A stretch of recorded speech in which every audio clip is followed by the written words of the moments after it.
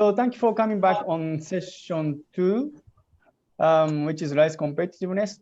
We need to critically look at competitiveness of our local rice against the imported rice. So both in terms of price, quality, and as well as quantity.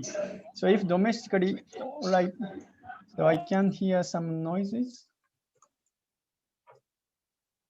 Yeah, so if domestically produced rice is not competitive enough, so farmer cannot earn enough by producing rice in Africa. So under such situation, what is the incentive for African farmer to produce rice locally?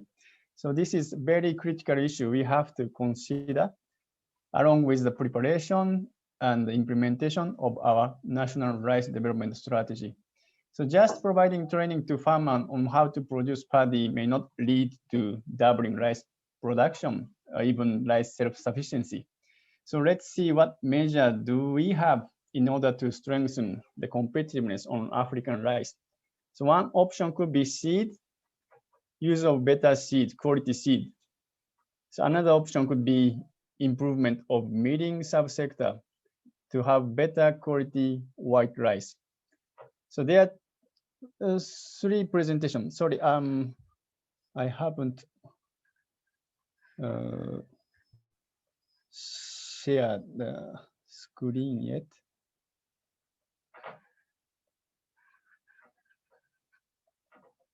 Wait a moment, please.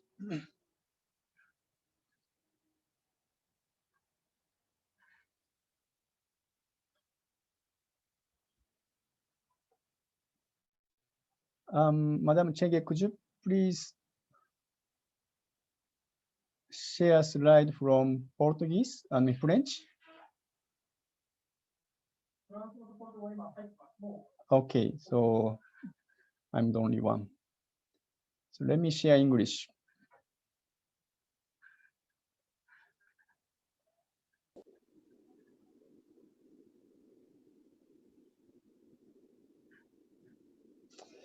Okay, so there are 3 presentations in this session. So let's begin with the first one. Please, Mr. Ernst Ottjipper, Africa Rice, regarding the new model of provision of rice seed to farmers. Ernst, who I had is joining from upcountry where network might be, it might not be so good. So I hope everything goes okay. Ernst, please. Yes, I hope so too. Thank you very much. Thank you. I still see the program and not the presentation. Yes, there it is coming. Good morning, good afternoon, good evening all together, wherever you are. This is the presentation from Africa Rice and the CORIS project we are running. Responding to the COVID-19 crisis, CORIS rice seed delivery model. Next slide, please. I want to refer at first to the initiatives of CART in phase 1 between 2008 and 2018. Activities results in increased production rate compared to the decade before. You can see this nicely in the graph, and we have an importation rate of 40%, and we learned this already before. What we can see, the climate crisis and COVID-19 pandemic is really affecting the performance of the rice production systems. And the CORIS project is one of the keys Africa Rice developed to answer to this. We used, of course, also the Ebola epidemic as a model to estimate what might happen in the rice sector and what might happen in the rice seed sector. Next slide, please. In CART phase 2, we aim to increase rice production within the context of the rice framework. This, I think, we are all aware of. models aimed to increase the performance of the rice value chain are being developed by Africa Rice. These models are associated with rice sector transformation systems, rice-based agri-food resilience systems, and rice genetic innovation systems. So we are looking on different parts of the rice sector, because we surely don't have one silver bullet to solve all problems in one strike. This presentation will focus on an accelerated rice seed production and delivery model driven by the COVID-19 Response Rice Seed Project, which is CORIS, to respond to the COVID-19 pandemic. So next slide, please.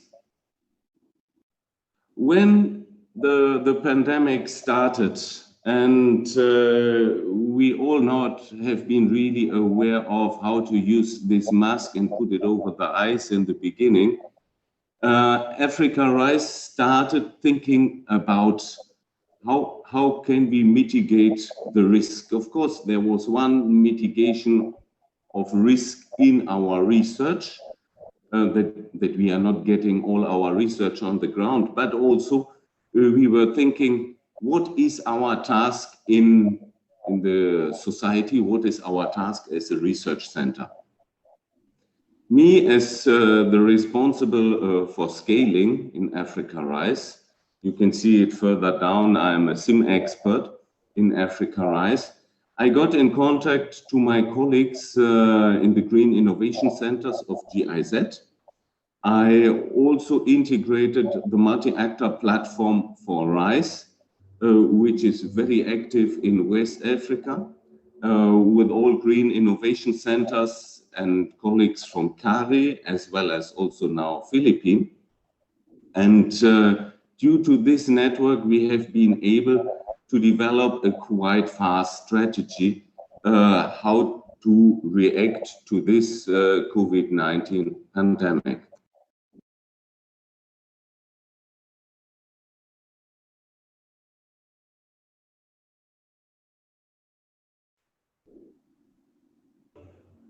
What has to be done? We analyzed, coming from the Ebola epidemic, that there might be a shortage of rice seed coming up.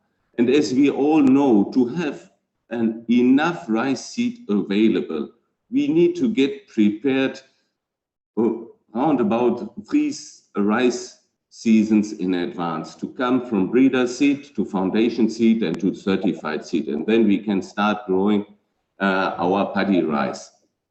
So our idea is to produce breeder seed in our research stations, as well as in the stations of our partner countries, to make sure that also foundation seed are available. And this is now more or less related to the national laws, who is allowed to produce foundation seed. So it can be at the research station, it can be also the private sector. And then certified seed is surely the task of the private sector, where we have to see how can we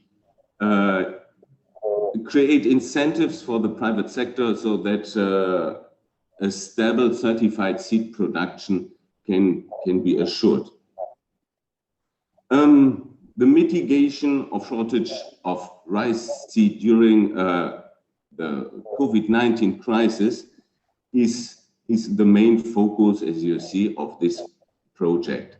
And we are still not sure if we really come to this situation that rice farmers will eat their seed for the next season. But I can say in 5 countries, we are now quite nice prepared. These 5 countries are Côte d'Ivoire, where I'm also based with Africa Rice, Mali, Burkina Faso, Benin, and Nigeria.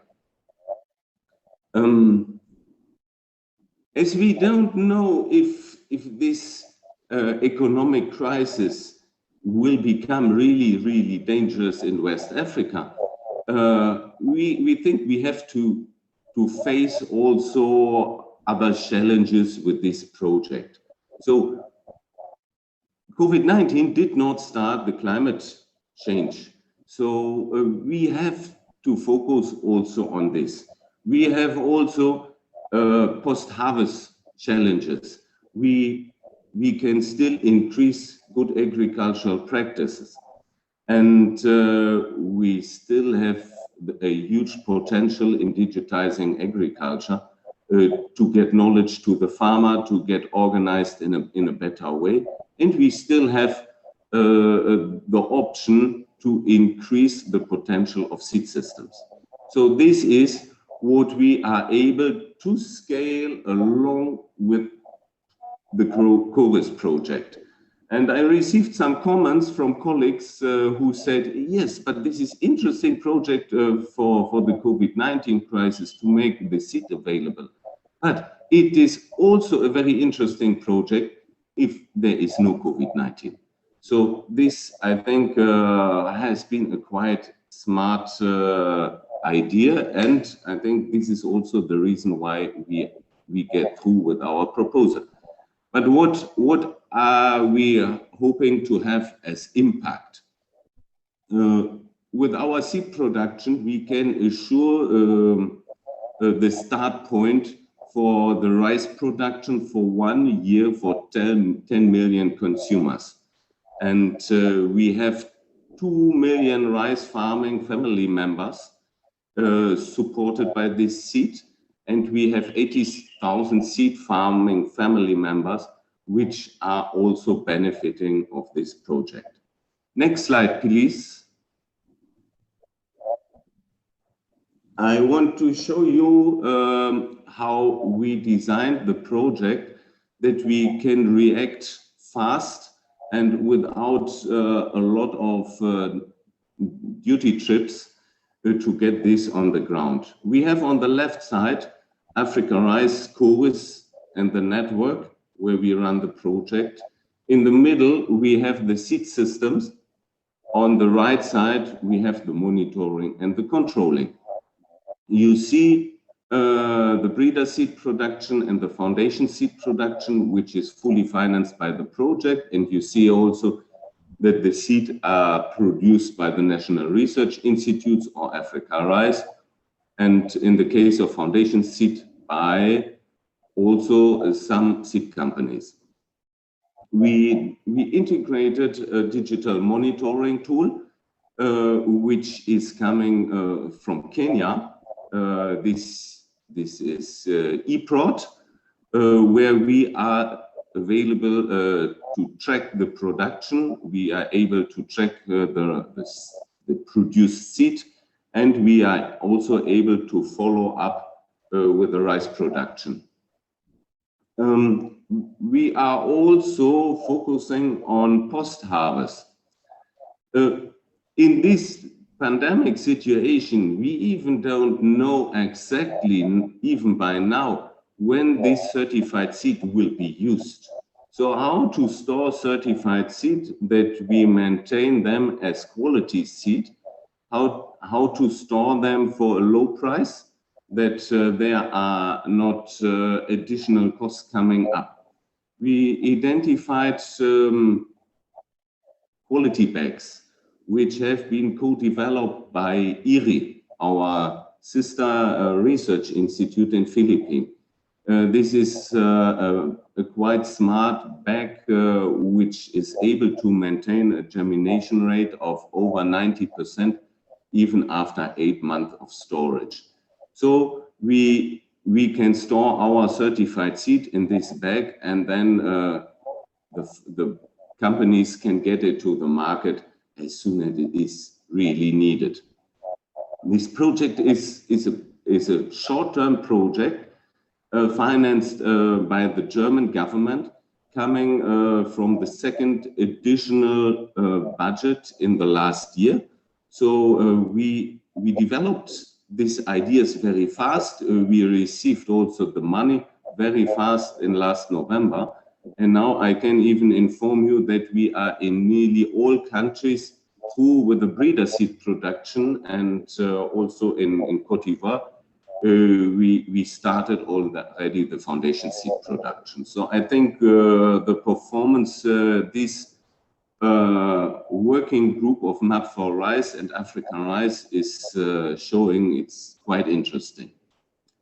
We have 5 countries and we have COVID-19. We have to identify models. How can we really act together, and how can we make sure that things are done also in the countries where the steering team of CORIS is not available. So there we have, you see it on the right side, identified teams of focal points, and this is coming from GIZ, and we have also our own national consultants, which are, let's say, the ear, the eye, the mouth, and the hand of the project coordinator.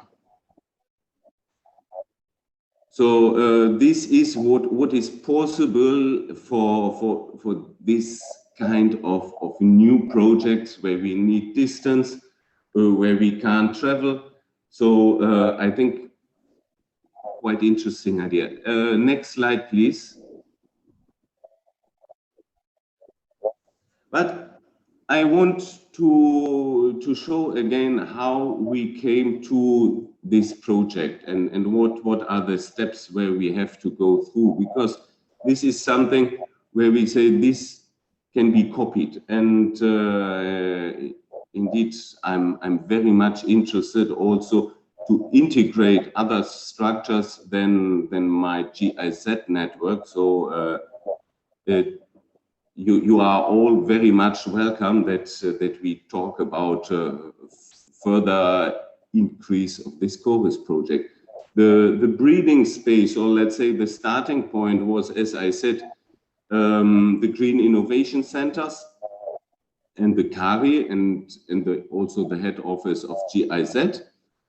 The institutions which are now involved, I want to mention it again. Yes, it is GIZ and CARI. African Rice is running the project.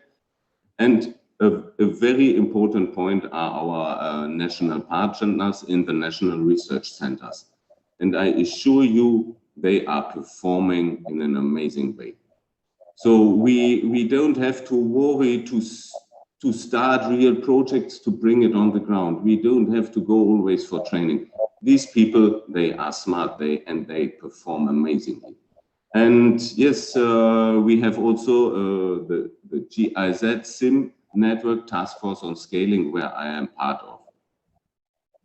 The contract has been signed, a grant agreement from GIZ, and the project start was 15th of October. I mentioned already our beneficiaries. Next slide, please. So how do we start this kind of projects where we bring together the needs for the agricultural sector, where we bring together, we add the climate change needs, and we prepare for a crisis. So I think it is very important to have people who anticipate critical situations, which can somehow smell also opportunities. And opportunities are not only business opportunities, opportunities are also very often responsibilities. And I think in our case, it was more than a responsibility of the research community now also to give something back to the smallholders, which is coming fast, that their potential problems can be solved in advance. And we are strengthening, we have a strong network due to our local development partners.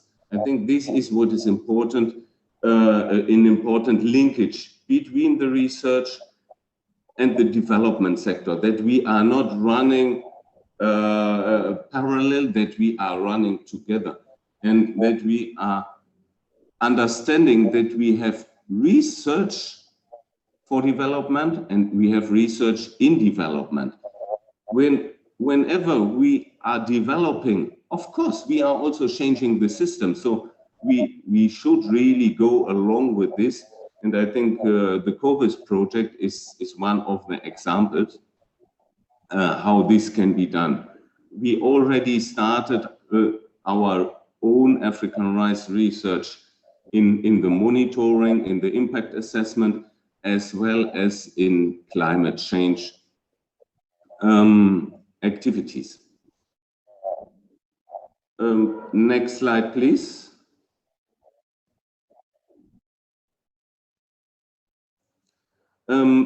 We are looking also for perspectives, and these perspectives, they are all focusing on the Sustainable Development Goals. You can see them on the right side.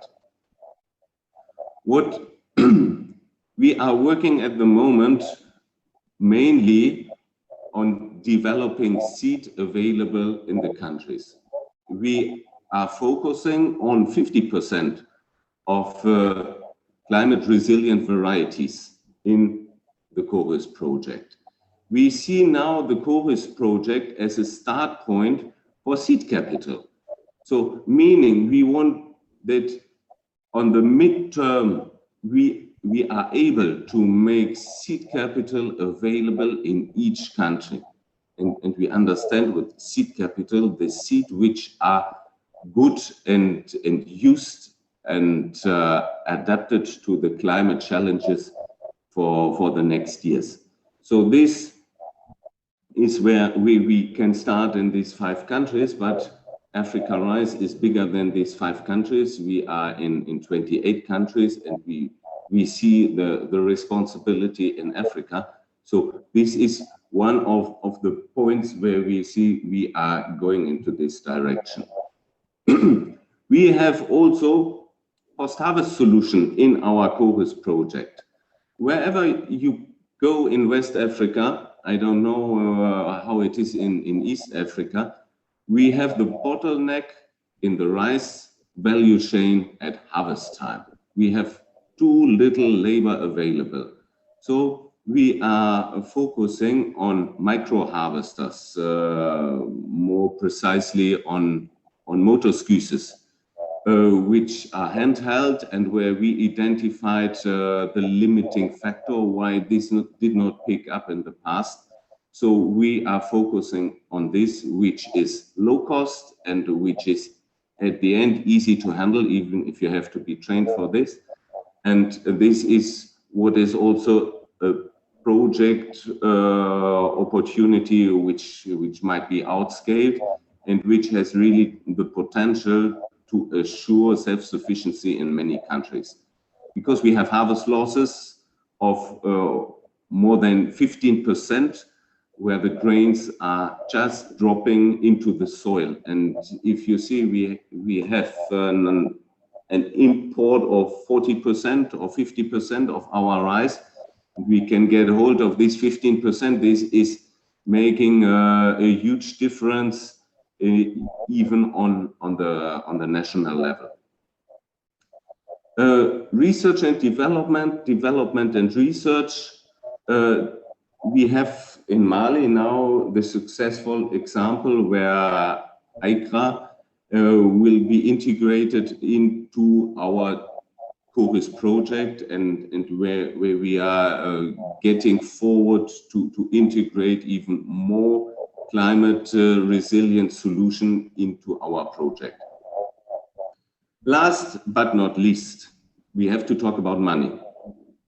These farmers in Africa, these farmers in Japan, Germany, wherever we are, they need money as input to start their activities, their campaigns every year.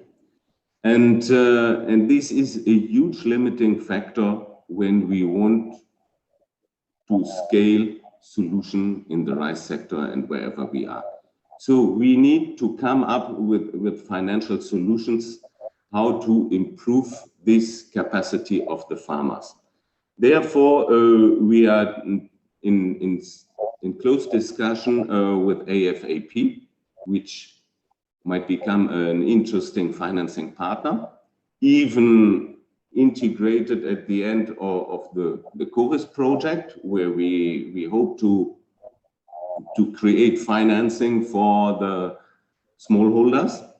But we are also creating a monitoring system. You have seen it before in the organigram, that we have a monitoring system. This monitoring system, eProd, is not only available for the follow-up of the certified seed production. It is also a tool which can be used by research and which can be used by the banks to show performance of farmers, to show performance of varieties, to give more confidence for the people with the money, for the banks, that they borrow this. So next slide, please. Yes, I want to thank you. Make it easy and stay safe. Don't forget your mask after the meeting. Thank you very much. Thank you very much, Ernst. The same as in session 1, we later hear comments from the participants, but the presentation touched on quite interesting areas, such as seed capital. How different is it from the ongoing effort by, or how we can have built sort of financing mechanisms to rice farmer to access the finance. I mean, those are the very important points which we really need to discuss further. So let's move on to the fourth presentation. It is from Professor Asanuma. He's a senior advisor at JICA headquarters, as well as a member of board of trustee of IITA. So his presentation is about seed systems to enable African farmers to make their rice more competitive, and also mentions necessary capacity building program to make such seed system functional in the CARD member countries. So Professor Asanuma, please, floor is yours.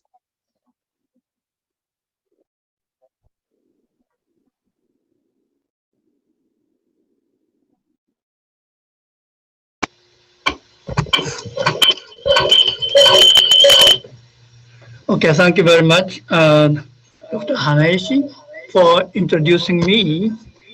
And I'm now going to talk about the not practical, but rather basic concepts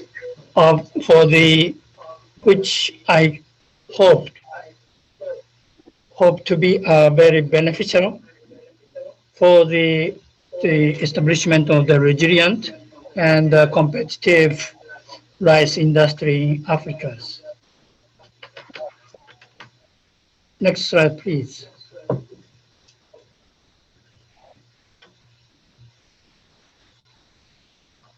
Next slide, please. Oh, okay. Okay, today's my talk is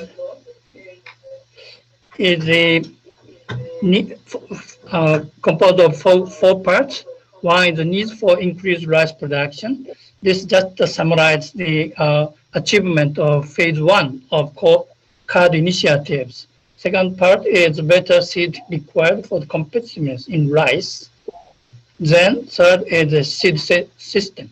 Of course, I believe most of you knows about the seed system, but just I want to remind you what is the seed system. And then the last part is related to human resource and the capacity building, because I think the very basic investment for the resilience and competitive rice industry in sub-Saharan Africa country is to develop the research capacity in each country, not only the international organizations, but each countries, each member countries. Next slide, please. Next, please. So this slide shows the achievement of the phase 1 of CARD initiatives. On the horizontal line, you can see the 23 countries alphabetically arranged. And from that, some countries achieved more than doubling of their production. This is on the left side is the year 2007, and the right side is 2018. So during 10 years, some countries achieved the doubling, more than doubling also.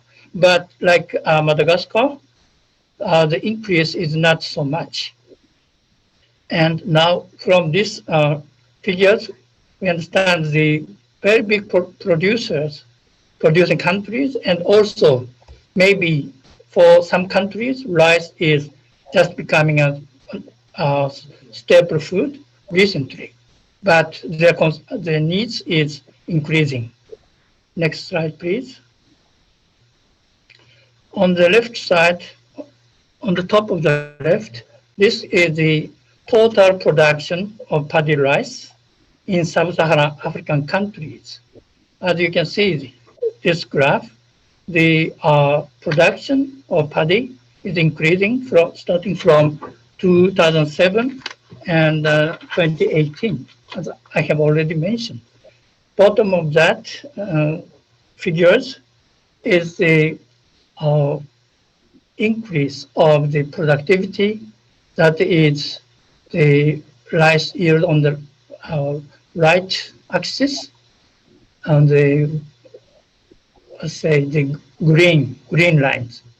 Okay, this is the productivity, and the blue line shows the area harvested.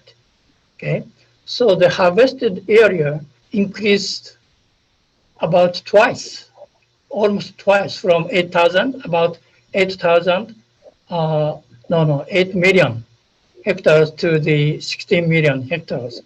But the productivity is not increasing so much, okay? Particularly in the past years, like 2015 to 2018. And on the top of the right, this figure shows the domestic production and also the imported rice. This is based on the polished rice. So the unit of the rice quantity may be different from the left side graph, because this is a polished rice. Okay.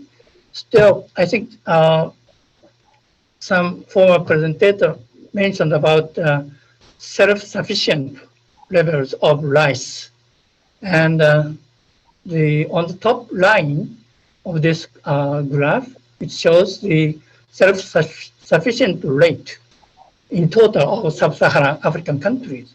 It's almost 60% or below the 6% now. So there are some, much room to increase rice production in sub-Saharan African countries. That is shown in this graph. Now here are the two issues to be addressed. One is increase of rice production. How we can increase the rice production in phase 2 of CARD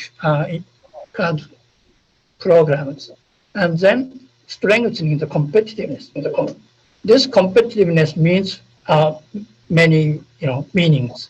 Competitive against the imported rice, or competitiveness in quality, or something like that. So next slide, please. Now there are several ways to increase the production. Okay, so one is productivity. To increase productivity, it's better to use, or it needs to use, high quality seed and very good cultivation system. That is the paddy field with infrastructure, including irrigation facility.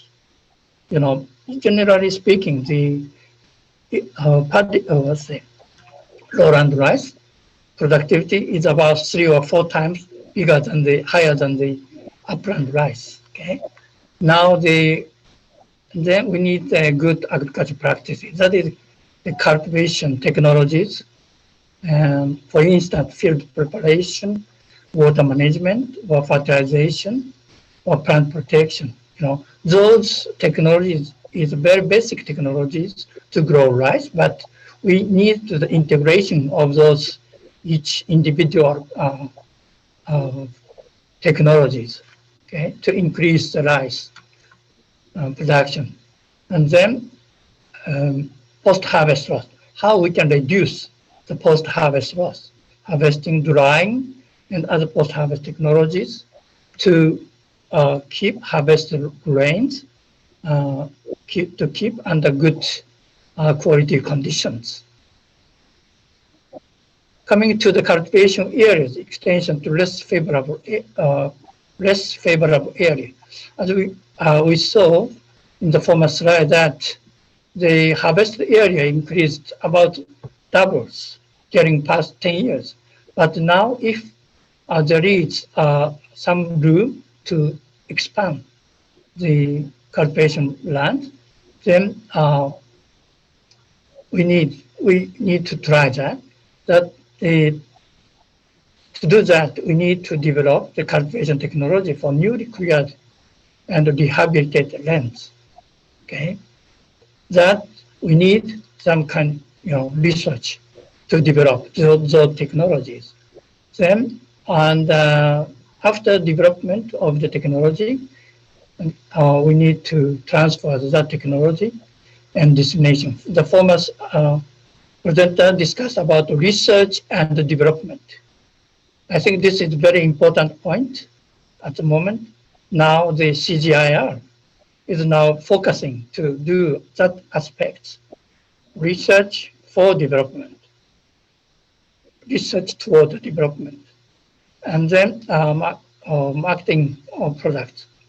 If the farmer's product can sell on the good marketing system, value chains, then to do that, the grain has high quality, purity, or no contamination. That is high quality. And by doing so, maybe we can give the motivation to farmers to grow rice. Okay. Next slide, please. So, next, please. What is the resilience and competitiveness? This slide showed from the CARD Secretariat. Thanks for that. And on the bottom, you said they find 3 findings there. Why the farmers' accessibility to better varieties is limited. Second one, the farmers and consumers tend to prefer existing varieties rather than newly developed varieties. And third one, the capacity of research institute and private sector to produce better varieties is limited. So this is, I think, the present conditions of the sub-Saharan African countries. Okay, so to increase, what is the resilience varieties? This one most likely to depend on the breeding. Like there are like drought stress, cold stress, or some pressure of diseases like blast disease, rice yellow mottle virus diseases. But to combat those stresses, we need to have a very good varieties which has resistance to those stresses. So to overcome the resilience, low resilience, maybe we need some breedings, of course, some breeding activities. Then coming to the competitiveness, why the domestic rice is low competitive in Africa. there are several reasons, quantity or quality of inputs. The production system of the rice is poor because of the limited amount of fertilizers or water management or some others. So generally speaking, the on-farm yield levels of local rice is low, and it causes the unit cost of producing rice becomes high cost.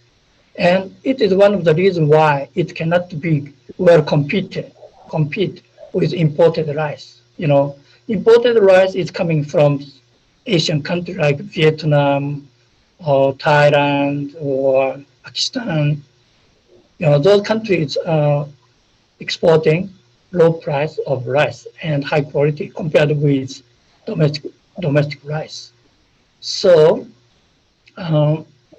to overcome this, we need again to develop the good GAP, good agricultural practices, to develop the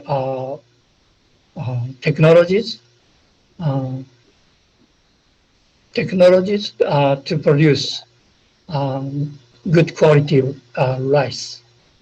So next slide, please. Now to overcome resilience, I have already explained that tolerance to drought, cold stress, and salinity. Of course, there are some other stresses in Africa, like disease, blast disease, rice yield motor viruses, or some insects. And then for the increase of the competitiveness, high yielding variety we need, or high yielding technologies we need.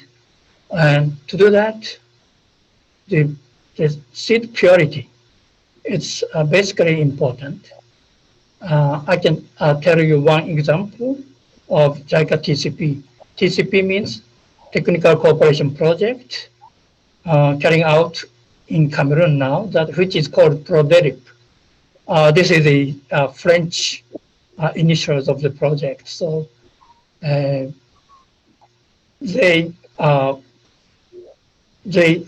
show you the experimental result in the next slide. And to fit to market preference. This is also, I can tell you one of the examples found by the JICA TCP in Ivory Coast, Côte d'Ivoire. They tested the consumer's preference of the different varieties, and they selected one variety which most consumers prefer to eat, and they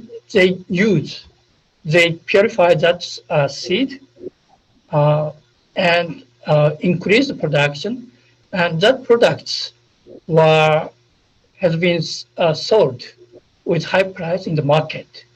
So if we can produce the people's preferred taste rice variety, then it can be give the high competitiveness. Okay, next slide, please.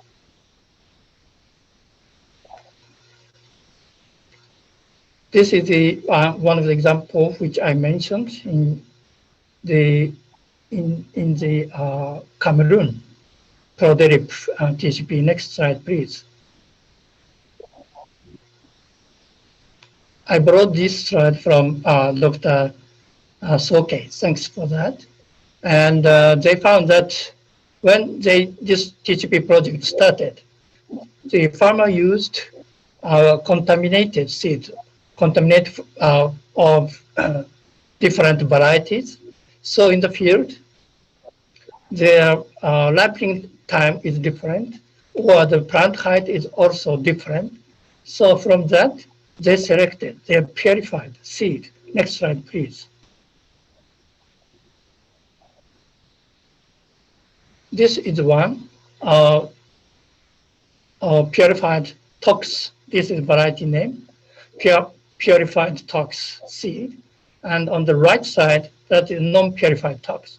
So if farmer use non-purified tox, the productivity or quality is not so good, okay, compared with purified tox. Next slide, please. This slide shows the data of the experiment. On the upper part of this table, tox 3145. This is the variety name, and on the bottom, that's a local variety. Both tox and the tox 3145, the selected one and the selected two, that's the lines, underlines. Okay, this one is the purified seed and non-selected. By comparing these two on the yield, that is, experiment. So it's not tons per hectare, but shown the unit is gram per square meters. This is a small size of scale experiment. But even though we can see the difference, clear difference between selected one and the non-selected one. Okay, this is one of the clues that if we selected, if we purified the seed and choose the very high quality seed, then it can give higher yield. It is the same in local variety on the bottom of the table. Again, you can see the selected seeds give higher price, higher yield compared with non-selected ones. Okay. Okay, next slide, please. Now I want going to the seed system. There is a tripartite collaboration for seed system. One is on the left side of this figure. You can see Africa rice, East Africa, GIRCAS. Of course, GIRCAS is one of the steering committee of CARD initiative and university. Some Japanese universities are trying to develop new varieties for Africa, but not yet registered in any countries yet. But I think it is very close to for the national selection trials. Now the second part is the government authority, or under the government authority, that is each country, member countries of CARD program. And each country have a National Agricultural Research Organization, NARS. And that seed grower or seed farmer or seed companies, they are producing the certified seed. They are supposed to produce certified seed. So those are tripartite collaborations. And on the right side of this figure, you can see their role. Generally speaking, in international organizations, or GIRCAS or others, they are supposed to breeding. And they keep the breeder seed and foundation seed. They're supposed to maintain once they breed one good variety. Then in the each countries, generally the international organization like Africa Rice gave a set of the promising variety, promising lines, like 200 or 300. And after receiving that seed, each country are supposed to do the local adaptability trials to select better variety, which is adaptive to your own country's climate or soil or social economic conditions of your countries. That is, I said, it's blue color, blue letters, local adaptability selections. Then after selection of adaptive variety, you will register that variety as a variety to your country. So you're supposed to maintain the registered seed. And what the seed growers, what is bottom, let's say actors of that said need seed, they are supposed to produce certified seed. But to get the certification of certified seed, you need to get the seed inspection for certifications. And this seed inspection is a responsibility of government authorities. Okay, so when we discuss about seed system, this tripartite collaboration, we need to understand it. Next slide, please. So as I have already mentioned that this figure shows from breeding and the seed system in CARD2 member countries. Okay, and basically I have already explained about that. So the promising lines will come from Africa Rice or ED, JIRCAS or other, other organizations, and the NARS researchers are supposed to conduct local adaptability selection and registrations. And then seed technicians, seed growers or seed farmers or seed companies, they're supposed to multiply the seed for the certificate seed, and then they can sell it to the ordinary farmers. Okay, but so far we found that the capacity of researchers or capacity for the seed technicians may not be enough in the member countries. So thinking about the sustainability of these CARD programs towards or after the 2030, it is necessary to develop the basic necessity of member countries. And in my understanding, that basic necessity is the development of capacity for the conducting, seed systems. Okay, and JICA has development studies program. This program started from 2020 and can last for 10 years. And this program, we invite the long-term trainees coming to Japan, they register to Japan. I'll explain later on. For the technicians, we have the training programs, that the short-term training program or third country training programs. In Africa, in Egypt, we are conducting this kind of, it's not short, mid-term, sometimes like 6 months, this kind of training for technology, technology learning. Okay, and now in the CARD phase 2, we are also conducting the regional training, which is in Uganda and Tanzania, and we are now discussing about in Senegal and Cameroon.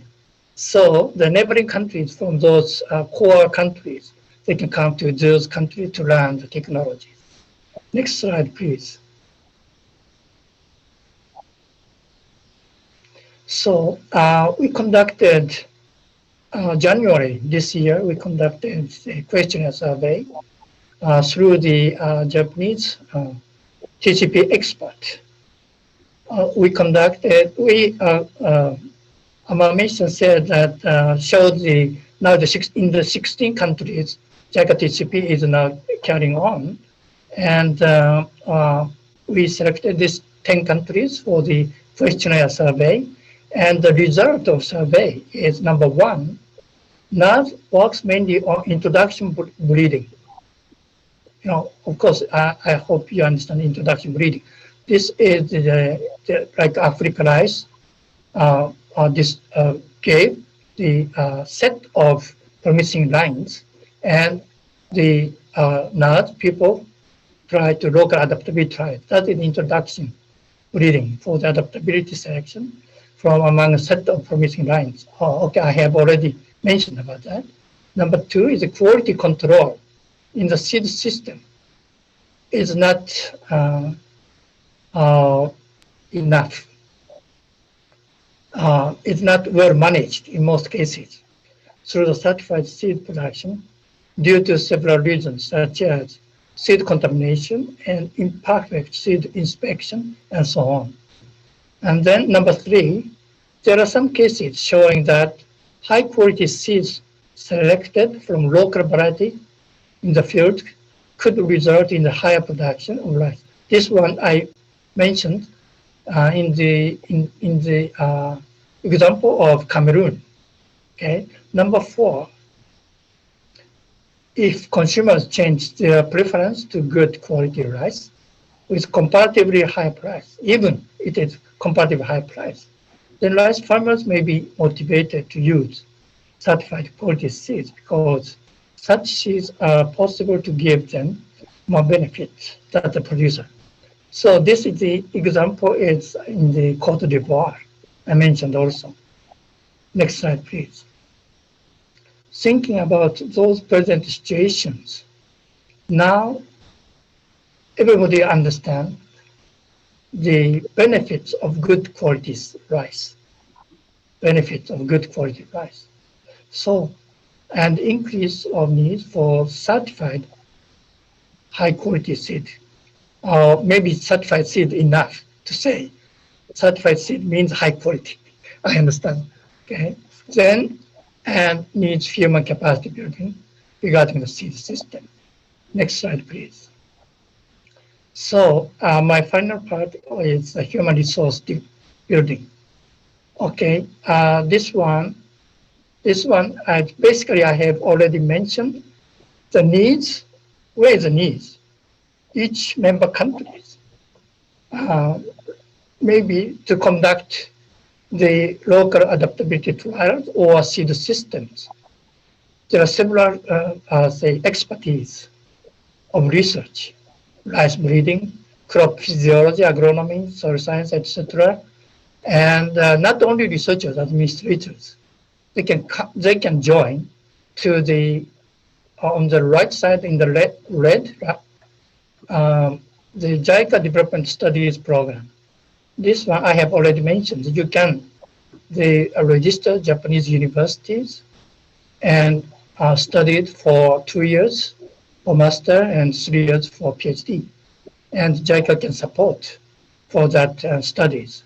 And then in addition to that JICA Development Studies Program, JICA conducts short-term training courses.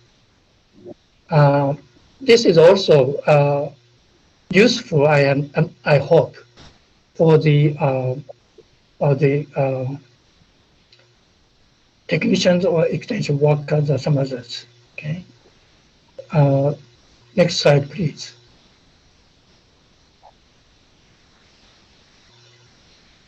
And this is one of the possibility of capacity development scheme for master and PhD.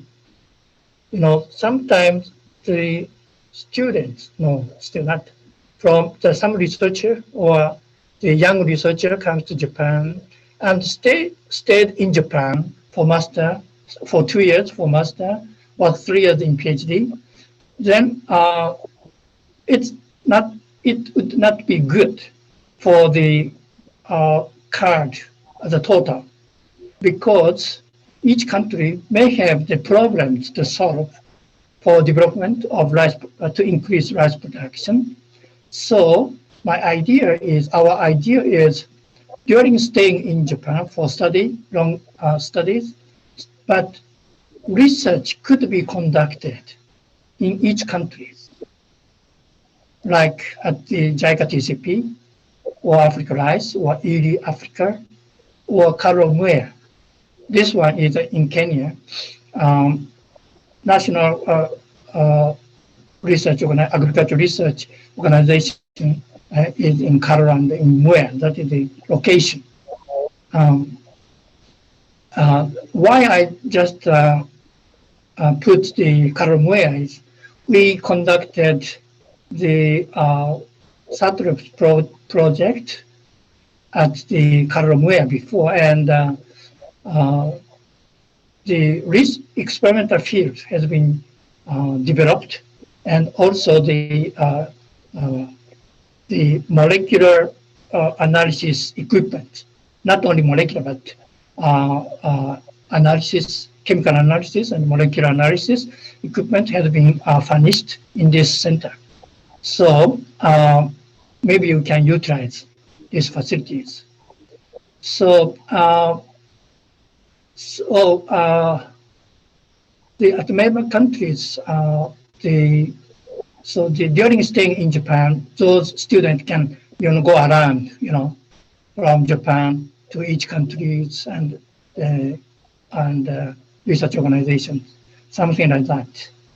And the study, maybe you can make the joint supervising consortium.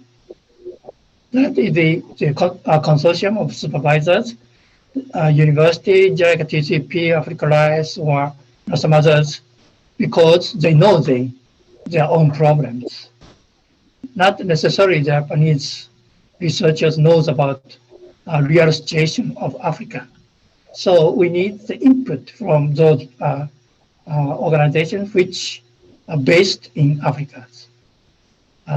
Okay, this is just possible schemes. Okay, next slide, please. Okay, this one I surveyed the national rights development strategies phase 1 and the project human resources for research in phase 1. This one I just took from in first group and the second group. First group is I think 12 countries. Yeah, and the 11 countries in second group. Every country, each country, they're projecting to increase the number of researchers. Okay, next slide, please.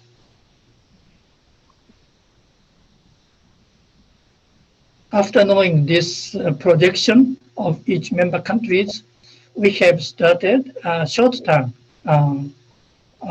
training course, which is called Development of Core Agriculture Researchers for Promotion of Rice Production in Sub-Saharan Africa. It started from 2012 up to now, and we'll continue it another 3 years at least. So as you can see, from 29 countries, we received 24, totally 94 trainees. Okay, and now this year we have conducted, and yesterday we have just closing ceremony. We conducted closing ceremony, and now we got the 6 trainees from 6 countries, and now the whole number of the participants is now just 100, and I hope we can increase more of that. This is short-term training course, 5 weeks. Next slide, please. During the did I say 6 weeks? This is a 5 weeks course, sorry. And later the second half, 3 weeks of the training course, those trainees were moved to those Japanese universities to get acquainted with the research supervisors, so that they can exchange with the student of that university, and they can get supervision from the host scientist. Those are one of the chance to get know with each other and can be extended for the master degree or PhD degrees. So we are now in Japan, we are getting ready to receive some of the trainees. Next slide, please.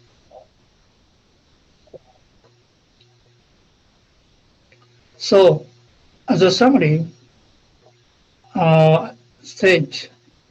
integrated approach utilizing various JICA's ODS schemes.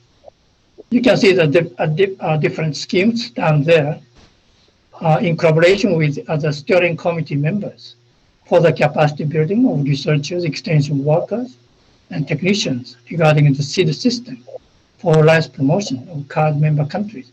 This is basically important. That it may be my understanding, or I hope this is the common understanding of all of the participants of today's webinar. Next slide, please. So now among the over 10, now I think the 13 steering committee members, in some JCAD scheme, particularly the short-term training course, Islamic Development Bank and World Bank is already now sharing the cost of the training.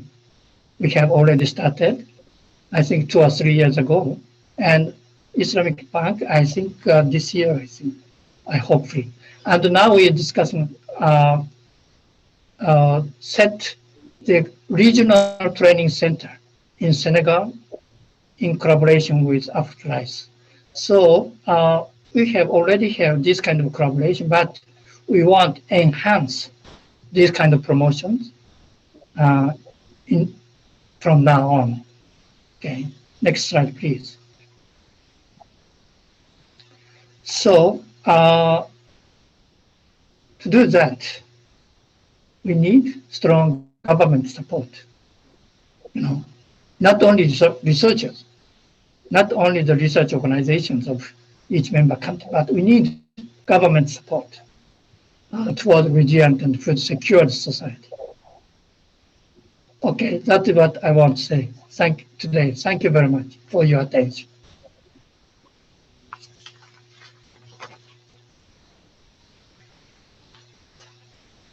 Thank you very much, Professor Asanuma.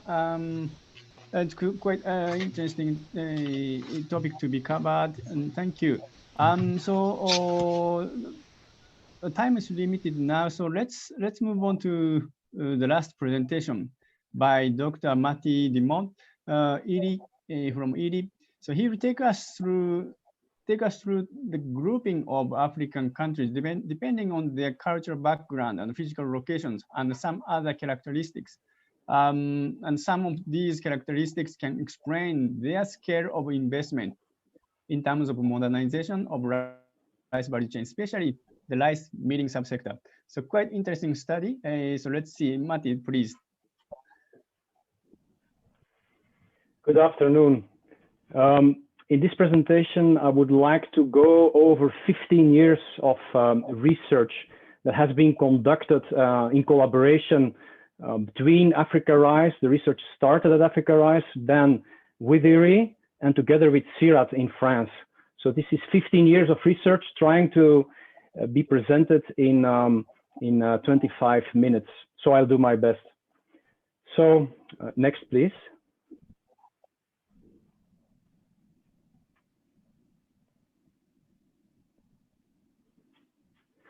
So first, a global context. When we look at rice import and export, I present that here. Blue colors are for exporters, orange colors are for importers. It's quite simple. When you look at the Asian peninsula and the Asian mainlands, you can see that mainly the mainlands have the deltas, so the blue colors, and the peninsulas, they basically are the ones that are importing rice. So it all can be explained by comparative advantage. So the importing countries typically have higher production costs, marketing costs, while the exporting countries, they have big deltas, often 3 seasons of rice production. So they have economies of scale. And so they tend to have lower production costs and become exporters. Next, please. Now, when we move to Africa, let's first zoom in on West Africa. We can see that comparative advantage is still important. Production costs is still a very important driver. But there we see something else that seems to be important. So first of all, let's have a look at the imports. As already been mentioned, 40% is imported. So clearly, production cannot match consumption. Now, when we look at the graph on the right below, we see that when we look at distances from the seaport, we see that close to the seaport on the left of the graph, the market share of local rice is very small. Basically, it has difficulties competing against imported rice. But when we move away from the seaports and we go into the hinterlands, we see that market shares of local rice start increasing. But at best, at a distance of 1,400 kilometers, the best local rice can do is gain a market share of 60%, meaning the 40% of imported rice has much less difficulties reaching the hinterlands than local rice has in reaching the ports. Next, please.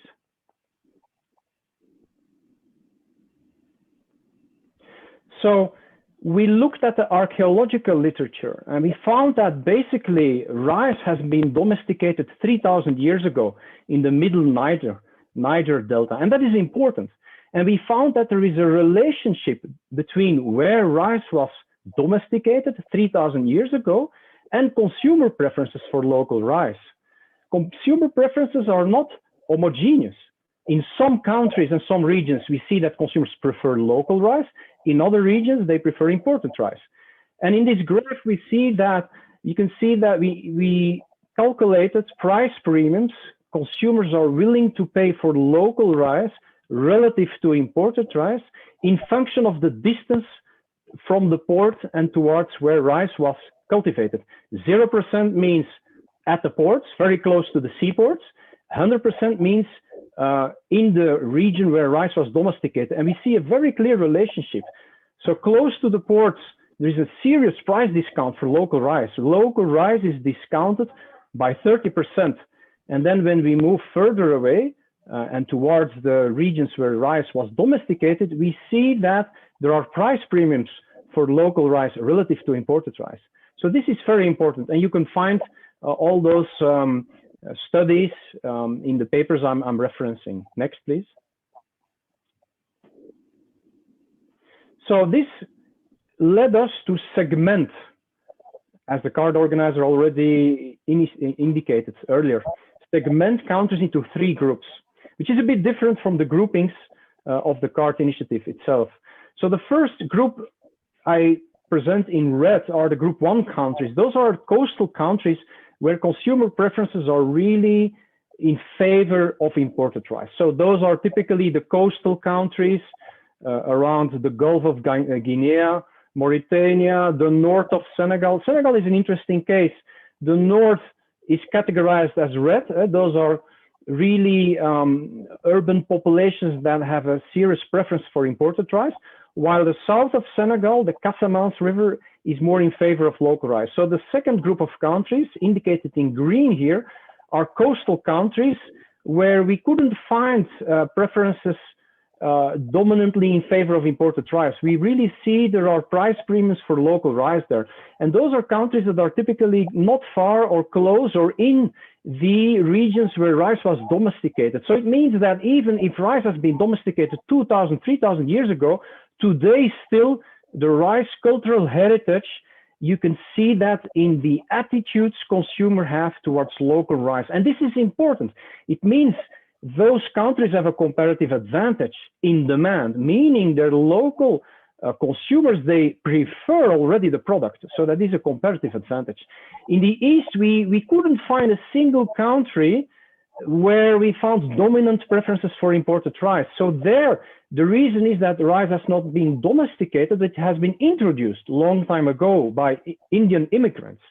So the famous story is about the Supa rice that was introduced in Tanzania and has become a kind of localized product with localized preferences. So again, we categorize these countries as green countries, meaning they have consumers pretty much in favor of local rice. Madagascar is another example. And then finally, the third group are the landlocked countries. So we couldn't find in a single landlocked country a dominant preference for imported rice. So we concluded that landlocked countries somewhat are shielded from the world market. Before imported rice reaches those countries, prices already increase because of transportation costs. And as a result, those landlocked countries are somewhat shielded from competitive pressure from the world market. Next. So we started capturing this in various policy papers. At the end of the presentation, I will give you a list of the papers, but these papers are also available if you contact the organizers. I provided a folder of files that can be shared with any participants. Many of these articles are available open access online. And basically one of the first things we did around 2010 was we were starting to look at the national rice development strategies, the first phase. And we categorized the countries in those three groups, red, green, and yellow. And then we started looking at, okay, did the countries back in those days understand that green countries have a comparative advantage, but red countries, they in fact have a comparative disadvantage and should invest much more into quality upgrading? And we couldn't see much evidence. Most of the investments, as you can see, are basically in productivity, area expansion, and yield increase. And we didn't see too much investments planned in value adding and demand lifting. One notable exception was Nigeria. We didn't see any budget back then, but we saw that Nigeria was one of the few countries that really understood that in order to become competitive, we first need to invest in quality upgrading. And this was really a very nice example of Nigeria. And we will see later whether these countries like Nigeria were also successful or not in crowding in investment in value chain upgrading. Now, when we look at the green countries, it's a similar story. Most of the investments are in productivity. Now, these countries have the advantage that consumers already like local rice. So it's a bit logic that it's not a first priority to improve quality because you're already competitive against imported rice. And then finally, when we look at landlocked countries, we see similar stories. A notable exception is Rwanda. That really invested early on, or at least planned to invest early on in value chain upgrading. This was really a very example NRDS. Rwanda and Nigeria were the ones where we really saw a very balanced investment portfolio. Next, please. So what is value chain upgrading? Usually we distinguish different phases along a trajectory, meaning that countries or sectors, they start first with something and then they move on onto something else. There is a kind of logic of doing things. And typically what we see first, the low-hanging fruit is process upgrading. For instance, milling, upgrading of farming practices. And then in the next stage, we see that some countries start getting attention for product upgrading. They want, in fact, a product that is cleaner, that responds to consumer demand. Then if we move further, we see countries moving into functional upgrading. This is really an upgrading that looks at different ways of working. Vertical coordination is an example. For instance, in some countries, millers, they realize they cannot get the right quality of the paddy. So what do? They start contracting out seed growing with farmers. That's functional upgrading. We see that in some countries already. It's very coming up a lot in Asia, but even in Africa, we see that. Channel upgrading is the next stage. This is the market becomes mature in a certain sense. And wholesalers and retailers are looking for other market opportunities. Supermarket revolution is one example. Or export markets. Look at Tanzania, very ready to become, or already a big exporter. So channel upgrading is the next stage. And then finally, once all those sectors have gone through those steps, we see that some are really ready for intersectoral upgrading, where they try to valorize some of the byproducts like rice bran and straw. This is something we really see in Asia, big time in the big deltas. In Africa, I think we are not yet in that stage where there is a lot of demand already for straw products, bran, but this can, of course, come in the future. Next, please. So when we started doing market experiments at the Africa Rice Center, we first looked at process and product upgrading. Product upgrading could be varieties, aromatic varieties. Process upgrading, there we're looking mostly at milling, creating a product that is homogeneous, cooks easily, is pure, doesn't have much impurity. So logically, we focused most of our attention to red countries. These are the countries where the problem is in fact biggest. These are the countries which are coastal, they have big seaports, they're importing massive amounts of imported rice, and they don't have a competitive advantage of demand. They're local consumers, they're not attached to rice cultural heritage too much, in contrast with green countries. So these are the countries that have the most homework to do. And we will see later whether indeed they also invested most. And when we started doing market experiments, we were looking at, okay, to what extent are consumers willing to upgrade standard inferior rice on the market into an upgraded product?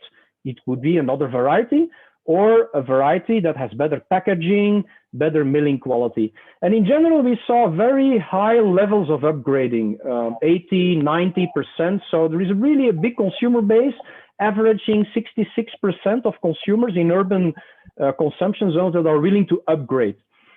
But then when we really looked at willingness to pay, we saw there's also a high willingness to pay to upgrade standard rice into rice that has better characteristics.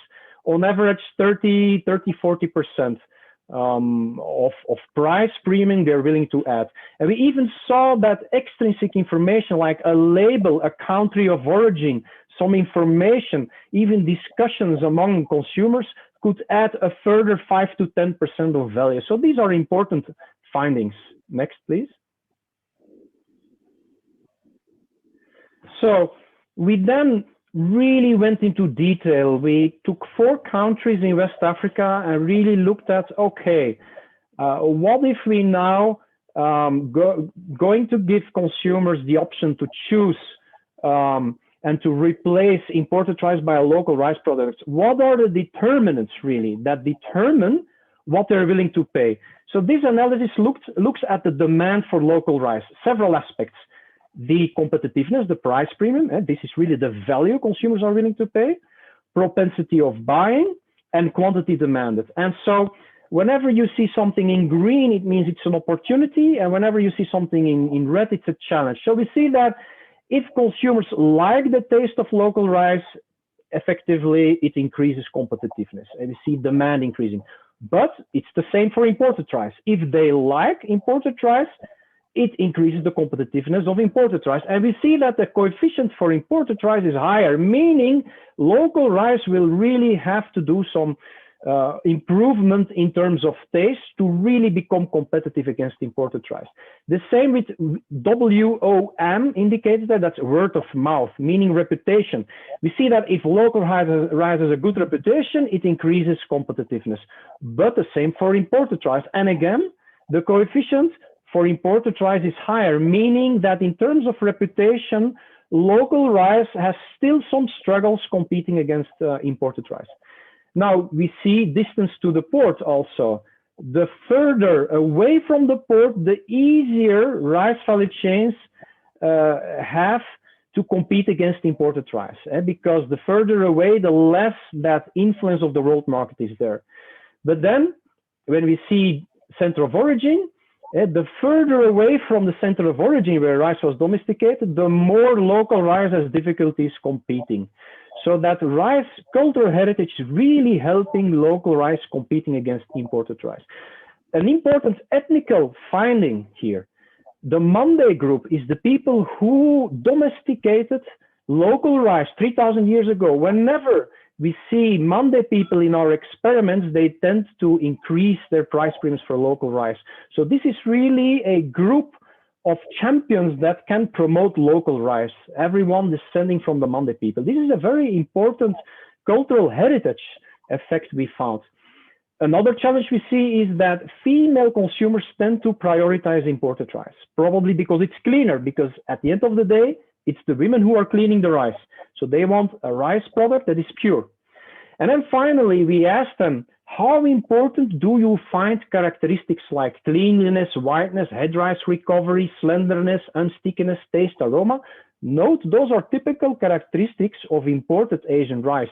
And we only found negative coefficients, meaning that the more African consumers value the characteristics of Asian rice because of historical exposure to imported rice, the more they find it important, the less they find local rice to compete, to be competitive with imported rice. So there is a lot of work to do there in terms of upgrading of post-harvest, breeding. One important finding is that aroma, we didn't see a significant coefficient yet. So at this stage in West Africa, aroma is not yet a must trait. In some countries, there could be exceptions, but we didn't see any evidence that the West African market now needs aroma to become competitive against imported rice. And I think this is important for breeders. Next, please. So what does that mean for policymakers?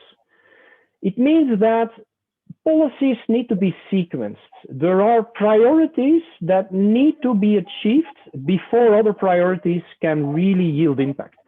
So in the red countries, as I said, they're in a disadvantaged position. So the recommendation here is that they first need to make sure they're able to undifferentiate local rice from imported rice, because there is a negative perception of local rice there. So they need to do product upgrading, process upgrading, and channel upgrading, trying to compete quality-wise. At the same time, they need to boost productivity. Those two things need to go hand in hand. And then finally, once they're there, they can start lifting demand as a third phase. Group 2 countries, in fact, they're a bit in a luxury position. They don't have to upgrade quality to be competitive, because their product is already competitive, because of that consumer base that prefers local rice. So they just need to make sure they maintain that competitive advantage. So, but they still need to increase productivity, and those green countries are the ones that are probably going to become the export markets. And look at Tanzania. Tanzania is going to become one of the bigger export countries. And then finally, landlocked countries, they face problems a bit similar to the red countries. They need to focus on productivity upgrading, and they're going to be very interested in regional approaches towards value chain and upgrading their internal marketing infrastructure. Next, please.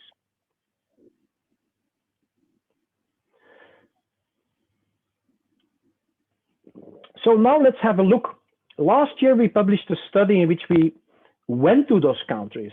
We looked at all the evidence. Did those countries really invest? Did the red countries understand the lesson that they need to invest in quality upgrading? So let's have a look. Next, please. So we started compiling evidence from 15 West African countries. You can see them here. And first, we looked at outcome indicators.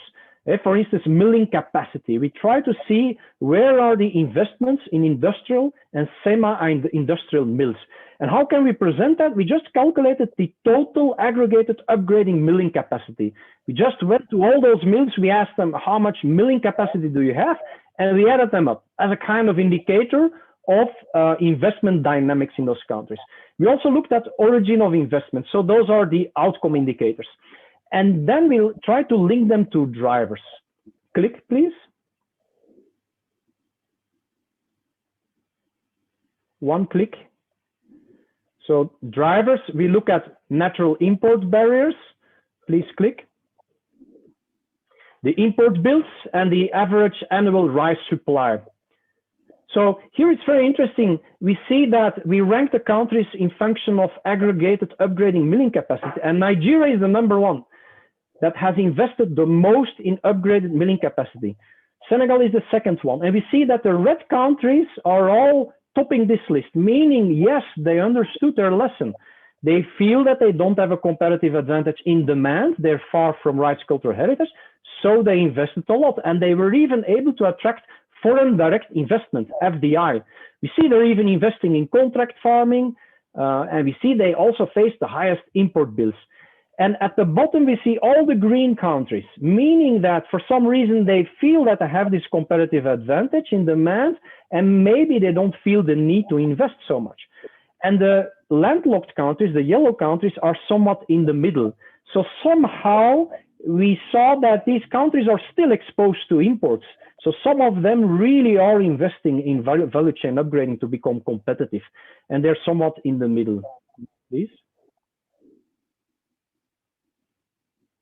So we then did a very simple linear regression, just trying to explain investment in aggregate modern milling capacity in function of only 3 drivers: supply, demand, and whether they have a competitive advantage in demand or not, whether they're close to cultural heritage or not. And we were able to explain all heterogeneity in upgrading for 89%. So we found that when you increase supply, when you boost productivity by 1 million ton more, your upgraded milling capacity is predicted to increase by 32 ton per hour. So more investment is attracted. You need paddy to invest in milling, of course. So paddy and productivity is still an important factor. Secondly, we saw a demand effect. The higher the import bill, the more the private sector is investing in value chain upgrading. It's logic. The more rice you import, the more money you can earn by investing and producing your own rice. So there we see the importance of quality competitiveness. We see that, for instance, every time the import bill increases by 100 millions, the upgraded milling capacity increases by 6 tons per hour. And finally, we found that countries who are close to rice cultural heritage, they tend to have lower investment rates, and it reduces their upgraded milling capacity by 23 ton per hour. This is the upgraded milling capacity. Yeah? This is the investment in modern industrial and semi-industrial milling. So we see that countries who are not close to cultural heritage somehow are enticed to invest more. So it means that we should not remain complacent. In case you are in a green country, you still need to maintain comparative advantage. Next, please. So we also did a very small study on COVID, and basically there the lesson is that you need to support a hidden middle because they are important intermediaries.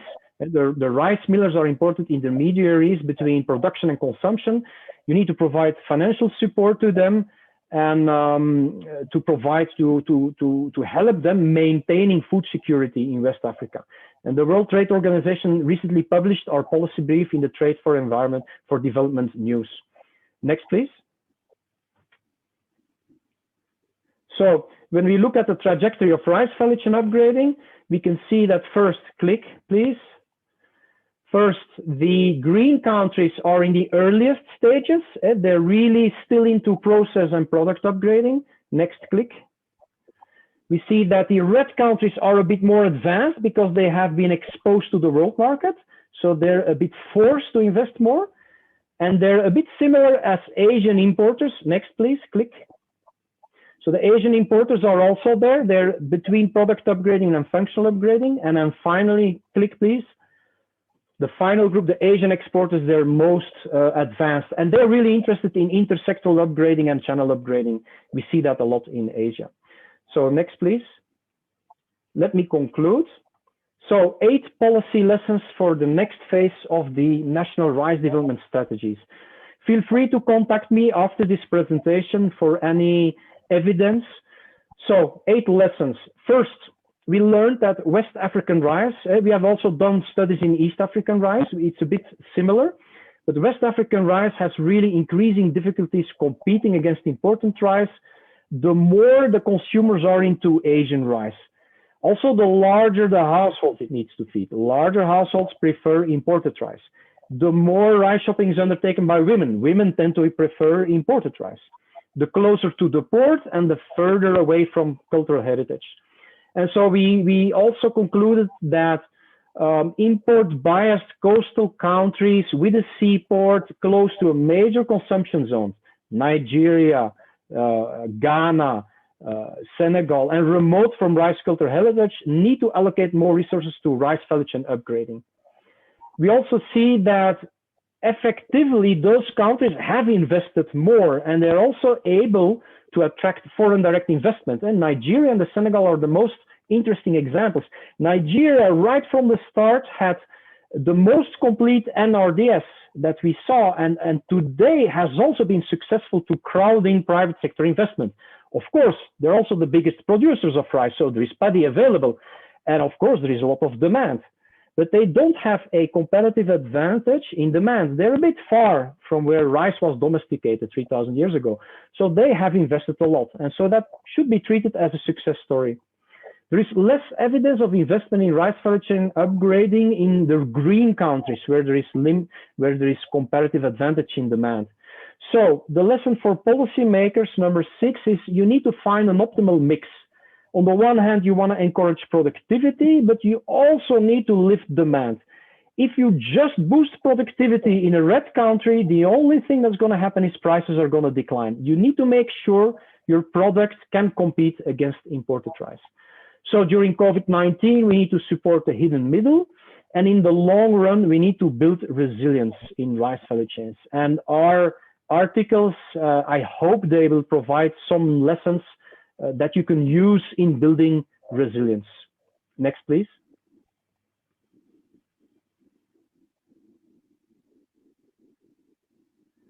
So finally, here is the list. There are a few articles that you can check out. It can be made available to those who are interested. Please feel free to send an email to me. Thank you very much. Last slide, please.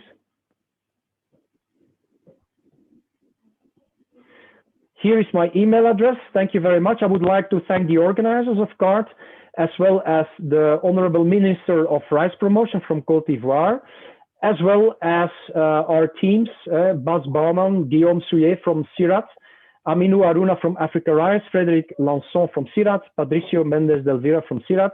And I would like to thank the CGR research program on rice, who made all this research possible, and the Bill and Melinda Gates Foundation Agri Alliance. Thank you very much.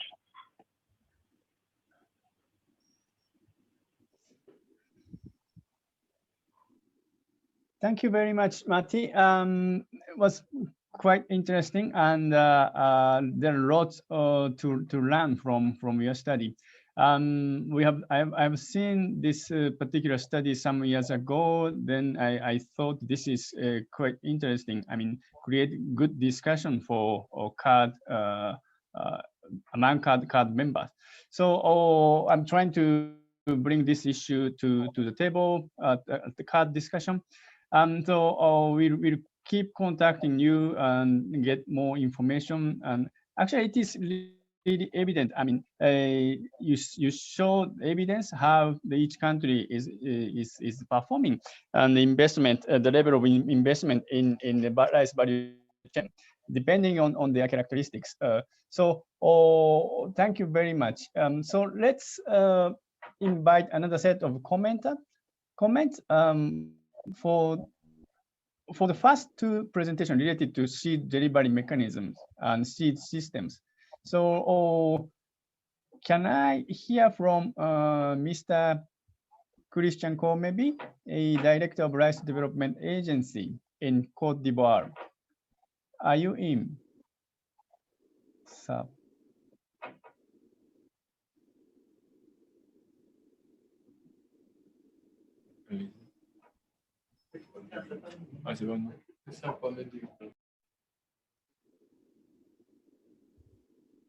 Oh, Honorable Minister, if you, yeah, Christian, yeah. Allô? Voilà, bonjour à tous. Désolé, le micro il était fermé. Merci beaucoup. Donc, je saisis l'opportunité qui nous est donnée de faire des commentaires sur les deux premières présentations relatives donc au système semencier, pour préciser que dans le cadre donc du programme national semencier du ministère de la promotion de la riziculture de Côte d'Ivoire, le projet CORIS a été intégré donc à la faveur des relations établies avec Africa Rice. Et de façon concrète, au niveau de la Côte d'Ivoire, l'ambition est de mettre à disposition l'équivalent de 160 tonnes de semences de catégorie G4, donc de semences de base, de deux variétés qui sont présentes dans le catalogue national de variétés, en l'occurrence le CY2 et le Boaké AM. Donc, ces 160 tonnes devront permettre de mettre à disposition, au terme de l'année 2021, environ 16 000 tonnes donc, de semences de catégorie R1 qui permettront on l'espère, de produire environ 1,6 million de tonnes de paddy. L'avantage de ce dispositif, c'est que, premièrement, il met en relation l'ensemble des acteurs, aussi bien au niveau institutionnel.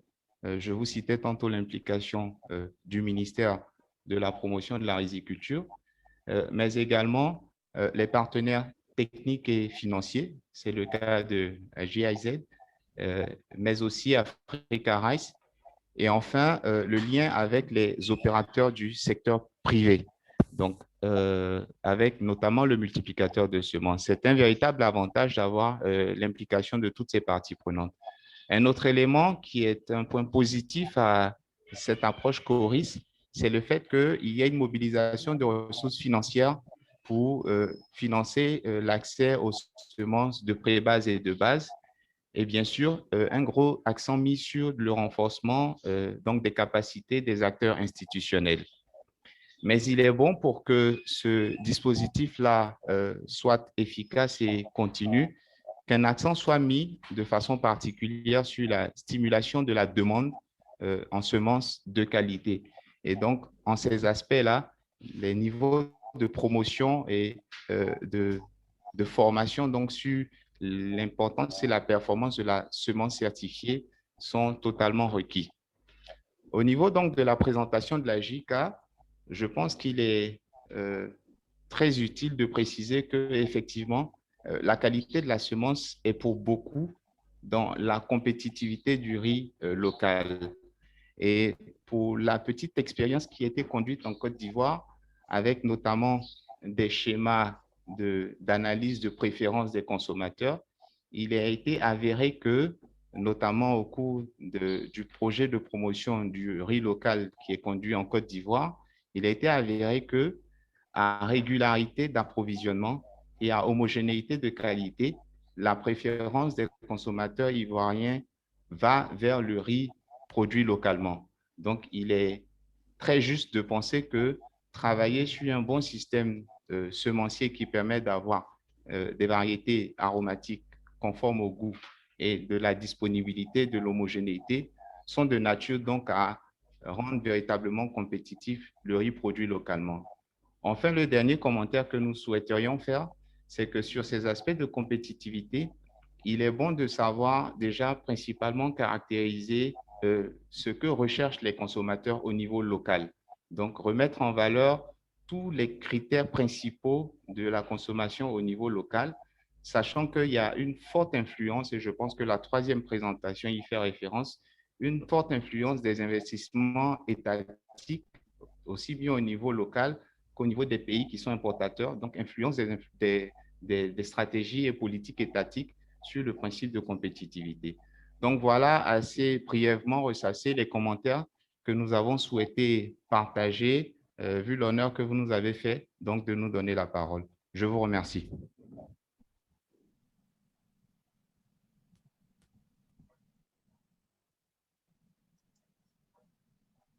Thank you very much, Christian. Thank you for the comment. It is really true. I mean, strong influence of I mean those grouping which Matti mentioned. The characteristics; those are strongly related to an influence what each government should select as their strategy to improve their rice subsector. So thank you very much, Christian. So, Honorable Minister, if you are still with us, is there any comment? Could I humbly request Minister to comment on the last presentation about rice competitiveness? I noted in your address, opening address, you mentioned competitiveness as one of important issue which you'd like to address. So, Minister, please.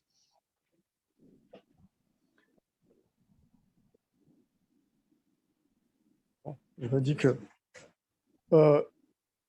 malheureusement, le ministre n'est pas là. Il est appelé donc à d'autres charges. Je suis le directeur de cabinet. Je m'appelle Kwakwa Porture. Je ne sais pas effectivement si le ministre a souhaité intervenir sur ce point, mais ce que je puis dire avant peut-être d'aborder d'autres questions, c'est pour vous dire que en dehors de ce que M. Kwame Christian vient de dire par rapport donc au secteur semencier, pour nous, il est important effectivement que dans ce programme-là, on puisse produire donc des semences selon les règles nationales pour les semences de base et les semences certifiées. C'est pour cela que nous mettons un point d'honneur, en tout cas le ministre met un point d'honneur, pour qu'on puisse déjà préparer les semences pour les campagnes futures. Donc c'est pour cela qu'il a mis à contribution un certain nombre de leaders de pôle, donc ce sont des sociétés leaders de pôle qui, eux, sont en contractualisation avec les sociétés, les firmes semencières pour pouvoir donc produire et mettre à disposition des producteurs des semences de base pour les campagnes suivantes afin qu'il y ait une continuité au niveau de la production des semences. Ce qui est important de souligner, c'est que nous essayons d'utiliser quand même la digitalisation de ce secteur-là. Donc, nous faisons tout pour qu'il y ait un suivi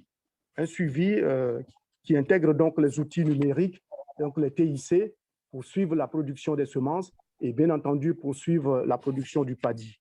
Donc, voilà un peu ce que je voulais dire et que pour la campagne actuelle, il y a déjà 300 tonnes de semences G4 qui sont déjà mis à contribution pour pouvoir produire des semences certifiées R1 et R2 pour qu'on puisse effectivement avoir du riz de bonne qualité.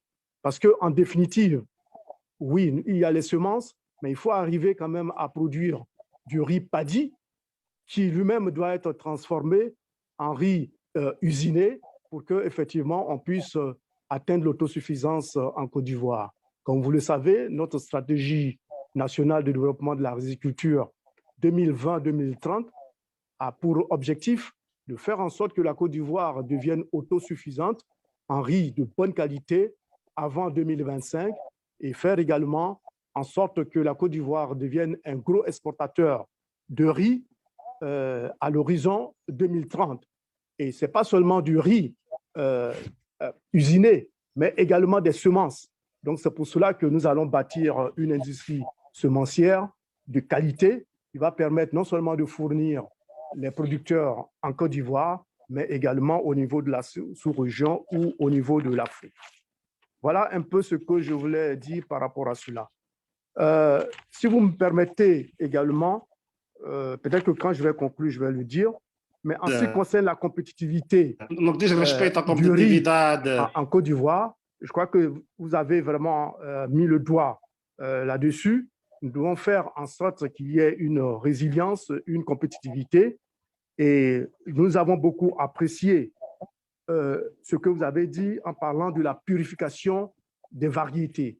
Parce qu'effectivement, nous avons noté que les variétés purifiées peuvent permettre d'obtenir en tout cas un rendement plus élevé et permettre donc d'avoir une certaine compétitivité par rapport au riz importé. Il est important, et je crois que Christian l'a souligné, qu'il y ait cette collaboration entre les différentes parties prenantes. Vous avez parlé des organismes internationaux comme Africa Rice, dont le siège est en Côte d'Ivoire et avec lequel nous collaborons étroitement. Il y a également le gouvernement et les centres de recherche et bien entendu les producteurs et les firmes semencières. Je puis dire qu'avec Africa Rice et le CNRA, le Centre national de recherche agronomique, avec le ministère de la promotion de la riziculture, il y a eu un partenariat qui a été signé et qui permet aujourd'hui de lancer le programme national de production des semences en Côte d'Ivoire. Je voudrais m'arrêter là. Peut-être que vers la fin, je vais revenir sur un certain nombre de commentaires par rapport aux premières présentations qui ont été faites, sauf si vous me permettez de le faire actuellement, puisque j'ai la parole. Please, go ahead. Je voudrais donc rapidement revenir à la première session, donc la présentation qui a été faite par la JICA. La JICA est donc disposée à appuyer les différents pays pour la production donc, du riz. Ce que je voulais demander, c'est que nous avons déjà en Côte d'Ivoire un projet. Il y a le ProRIL. Il y avait le ProRIL 1, aujourd'hui il y a le ProRIL 2. Est-ce que les appuis que la JICA veut apporter va consister à des ressources additionnelles pour renforcer effectivement les projets existants ou bien faire en sorte qu'il y ait d'autres projets?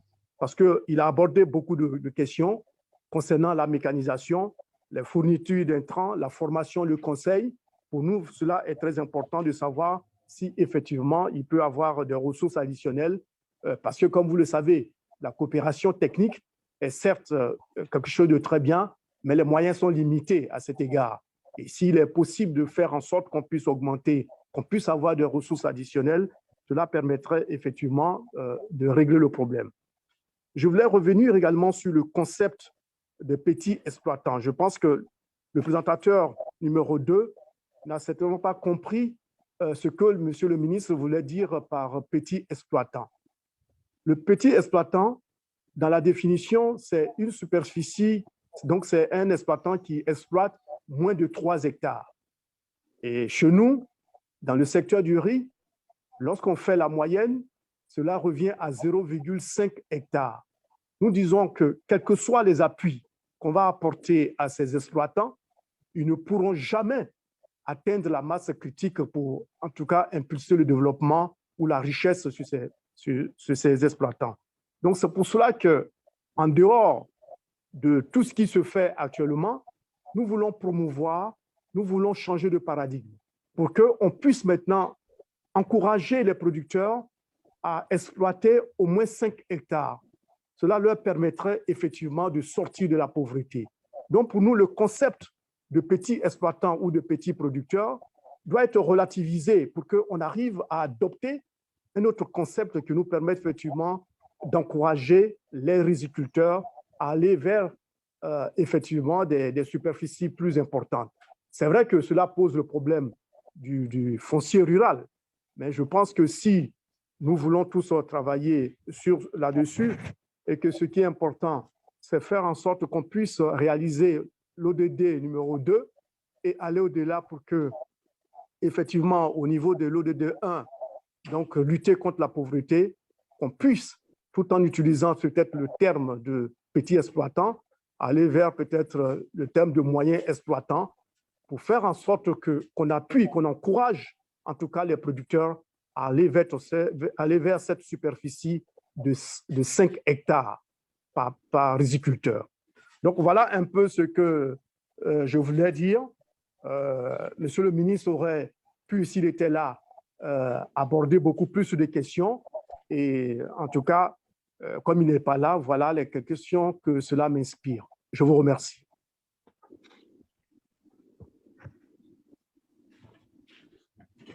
Thank you very much, Ta.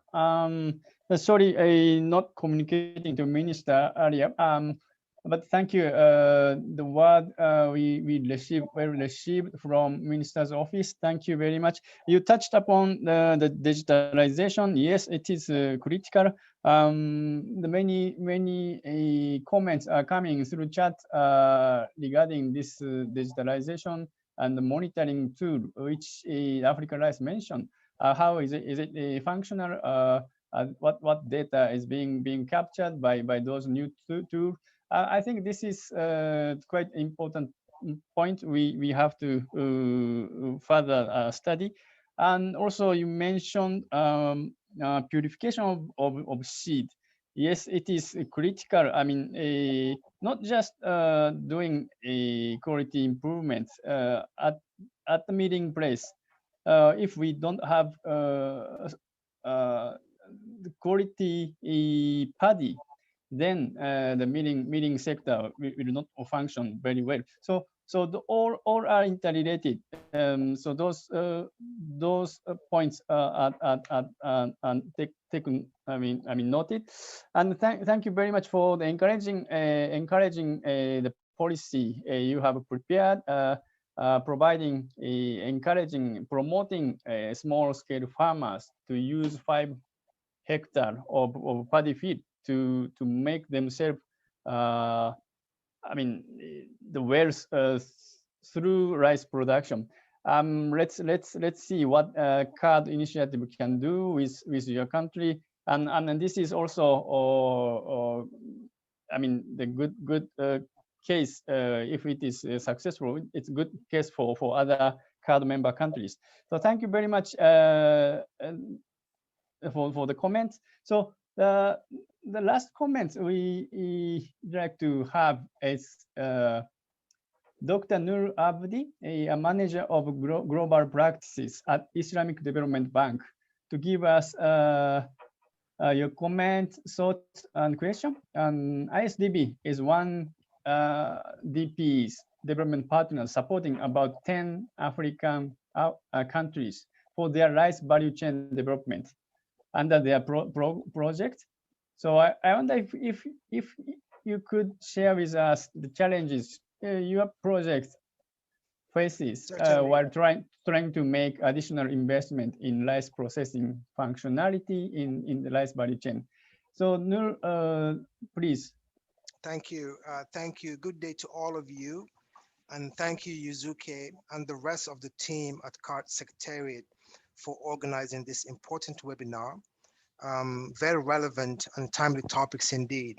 Thanks to the presenters as well for the excellent and informative presentations. I will certainly get in touch with some of you for follow-up, and thank you for sharing your coordinates.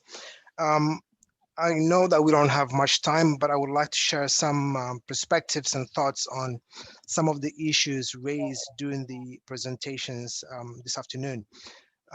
We at the bank have recently concluded a study in which we analyze 18 agricultural commodities to inform our development financing decisions at the bank, but also advise our member countries. And one of these commodities is rice. In the study, we estimated rice global market value at $290 billion US. That's huge industry, and that is from production to consumption, the entire value chain, literally. We also see evidence that increasingly key global players are gaining greater control and higher margins through integration along the value chain. So this notion of smallholder farmers is critical that the minister this morning spoke about, but also the representative from the Ministry of Rice Promotion in Cote d'Ivoire in his previous remarks. We know that Africa needs to improve its infrastructure as much as it needs to improve crop productivity. And that is why the bank is currently investing, like Yuzuki said, more than 250 million in rice value chains in many countries in the continent, supporting countries to improve competitiveness of the crop by investing basically the value chain, upgrading many of the segments that we heard in the last presentation of this afternoon. But we also need to improve the business environment. I mean, investing only in infrastructure and seed production will not really move the needle. And this year we will be launching a rice processing enterprises development program targeting youth and women in 4 West African countries in partnership with the UNDP. The objective of this additional investment is to develop the processing capacities of small and medium enterprises, locally owned SMEs. This will complement our ongoing regional rice value chain program in the region. We will be supporting the countries in improving business environment for local SMEs in the downstream of the value chain. And we hope to document lessons and best practices for scaling in the future. But ultimately, technical efficiency at the upstream of the value chain, particularly yield improvement, remains a key challenge for most of the governments in the continent, and is of course a key priority for donors as well. We know national rice import bills remain high, and we heard some figures in the presentations today because of this reason, which is low productivity in terms of yields, but also increasing middle-class consumers that are demanding imported rice because of whether it is a quality, aroma, or perception. The challenge, therefore, for the research systems in the continent, led by Africa Rice and IRRI, is to promote varieties that can compete with the imported rice from Asia in terms of not only yield, but price and quality. For the governments, as we heard from the Honorable Minister in his remarks earlier, there is a need to improve market regulations and policies that attract and promote private sector investment if we were to improve competitiveness. With that, I thank you all for your attention, and please stay safe. Thank you, Yuzuki. Thank you very much, Dr. Nurabudi from ISDB. Thank you. Thank you for covering the introducing some of your new project, complementing the ongoing investment in the area of rice value chain upgrading. Thank you. So I have seen many comments through by chat, but I couldn't really pace up with reading all the comments coming while I'm presenting this. But I'll make sure all comments will be addressed after this webinar. I will communicate with the presenter each relevant question sent to them, and we receive and we will get back to you. Thank you very much. So just a quick recap. We started with the opening remarks by Honorable Gassou Toure, touching on government response to the pandemic. I think which gave us a good insight of how African countries are or can manage. Are managing or can manage this kind of crisis. So I'm sure. I'm sure this pandemic has created some opportunity for African rice sector to sharpen its competitiveness and improve its domestic market share and the self-reliance. So 5 presentations we have, 2 about the impact of COVID, and Jack gave us the assessment and their response according to their assessment, including rapid input provision to some of the country meant for next production season.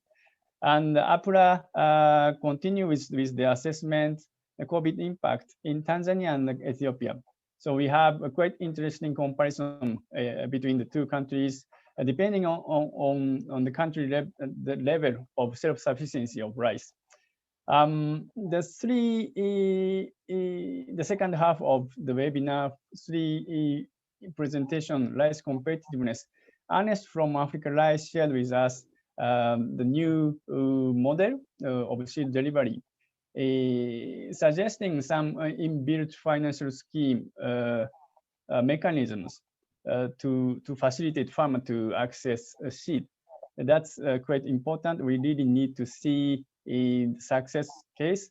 He mentioned it is function. Moving well. So we'd like to see maybe after 1 or 2 production cycle how it is performing, and then we can bring this issue back to the CAD event to discuss further. So the first presentation, seed system from Professor Sanuma, capacity building, and also capacity building, touched on capacity building necessary to establishing and maintaining that kind of seed system. So we really need to continue to discuss those points as well, and also touched by the Honorable Minister's Office. Yes, purification of variety. So those are all interrelated. So these are the important points. So the last presentation, as I mentioned, there are lots of comments coming on Mati's presentation, the excellently done, the research done, well done. So I think this is something we really need to see more critically. Let's try to have another not really session, but maybe we can discuss online on these issues, this topic of grouping and how those group needs to respond to their challenges. Mati mentioned the Nigeria, one of successful case, and the Rwanda's the very balanced planning of both productivity improvement and also processing upgrading. So Rwanda, having this good balanced plan, they also have a good balanced investment. So let's try to see those Nigeria, Senegal, I mean even Senegal, Rwanda as a successful case we can discuss further. Thank you very much. So the one question by Honorable Minister's Office to JICA first presenter, Mr. Mameshi. If Mr. Mameshi, you are still with us, any comments on his?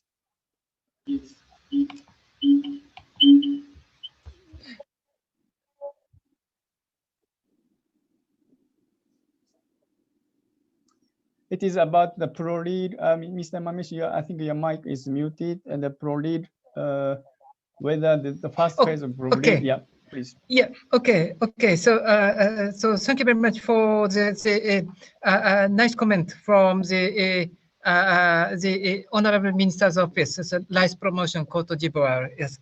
Thank you very much. Yes. Yes. We have provided the support for the rice promotion in the past few years, several years, and as a new project, yes, ProLead 2 became operational last month. We have just started, and we are sending the 2 professional experts. Yes, one is value chain development, another one is mechanization. And yes, again, yes, the project has just started. So we are putting priorities on the value chain development, rice value chain project development in Cote d'Ivoire. So I'm very happy to hear that the Honorable Minister's Office is expecting a lot to our support. So we are continuing to provide the big support. Yes, please keep in touch and to make our project create a lot of outcomes. Thank you very much. Thank you, Mr. Mameshi.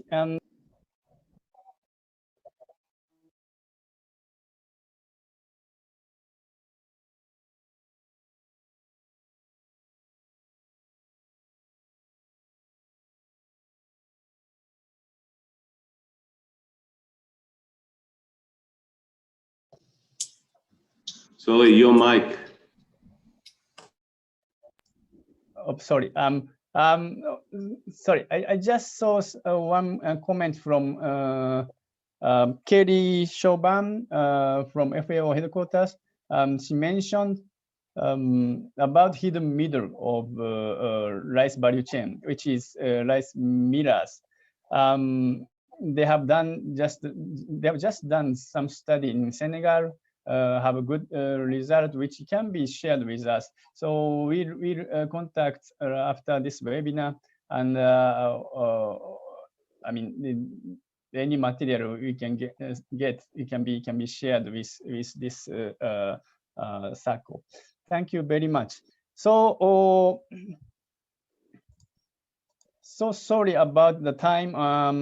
It's supposed to end at 12 GMT, but now already 12:40. So let's move on to the last part of closing remarks, which is by the Vice President of JICA, Mr. Tadashi Sato. Oh, Mr. Sato, please. Floor is yours. Thank you very much. Okay. Thank you for your introduction, and thank you very much, Hanichi-san, for your great facilitation and also wonderful wrapping up. Honorable Minister Touré, Minister for Rice Promotion of Cote d'Ivoire, distinguished members of the CARD, and members of CARD Steering Committee, ladies and gentlemen. As a closing of this first webinar of CARD, I would like to express my appreciation for your participation. So many friends from more than 40 countries staying with us nearly 4 hours. Today, we had a very fruitful exchange of information and views on the impact of COVID-19 and the competitiveness of African rice. My special thanks, of course, goes to 5 presentators. Each presentation was quite informative and very interesting. And I also appreciate following comments by distinguished participants. Let me make some important points on today's discussions and ways forward.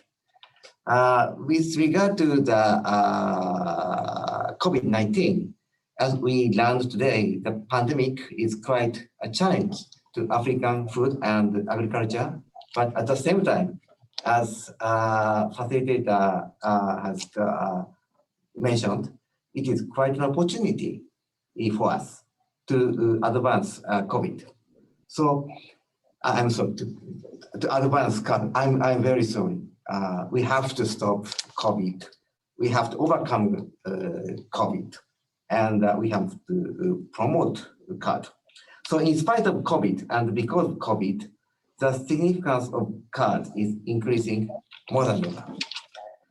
And with regard to the key to achieve the goal CARD phase 2, namely further doubling rice production by the year 2030, is how to increase the yield per unit area.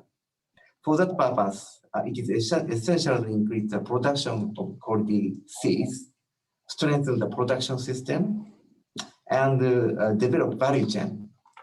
And as discussed today, we have to consider some innovative measures, including digitalizations. So what was shared and discussed today will be an important basis to further advance CARD, which is promoting rice approach, namely resilience, industrialization, competitiveness, and empowerment. So let each of us continue to move forward along this approach toward the common goal of CARD. Until next time we meet again. And that next time should be the CARD general meeting, which was initially scheduled to be held in Abidjan last year. And I hope and expect the CARD Secretariat will continue to work to organize this general meeting in the coming several months. Thank you very much for you all, and merci beaucoup, muito obrigado. And back to you, Hanichi-san.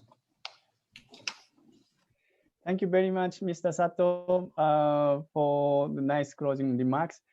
Thank you all participants. So sorry, the bad time management, but I think it was a good discussion and presentation we had.